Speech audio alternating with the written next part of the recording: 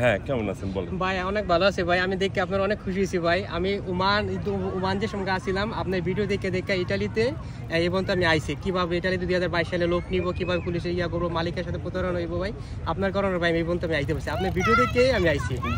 ইনশাআল্লাহ অনেক ভাইয়ের সাথে অনেক খুশি হয়েছি ভাই, দেখে আমি অনেক খুশি যে ভাইয়ের সাথে দেখা করবো, ভাইয়ের সাথে ইয়া করবো এবং তো আগাইছি আপনাদের। আপনি এক সময় ওমানে ছিলেন? হ্যাঁ, ওমানে ছিলাম, আরব কান্ট্রি ছিলাম।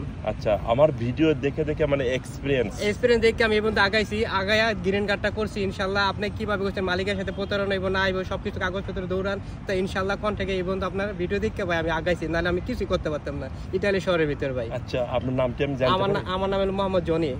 আপনার বাংলাদেশের হোম ডিস্ট্রিক্ট? আমার হলো মুন্সিগঞ্জ আমার বাসা। আপনারা যারা ভিডিওটি দেখবেন, এই ভাইয়া এক সময় আরব কান্ট্রি নামে একটা দেশ আছে ওমান, সে ওমানে ছিল।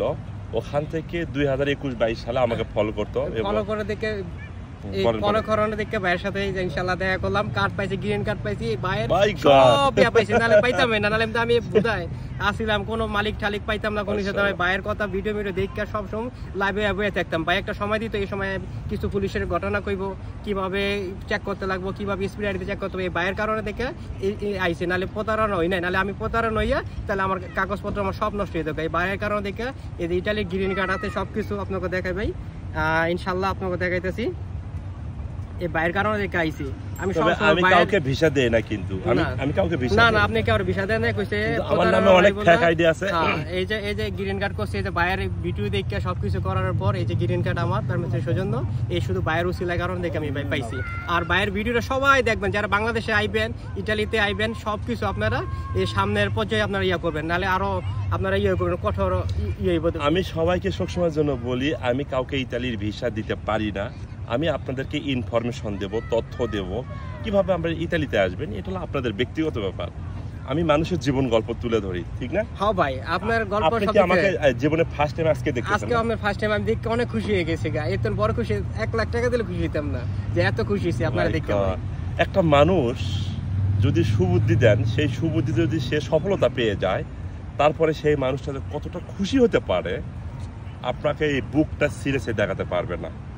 একটা মানুষ কতটা আবেগিক হলে দেখার পরে কত হাসে খেলে কথাবার্তা, অনেকে হাসে তো চোখের পানি বের করে দেয়, মানে কান্না করে ফেলে।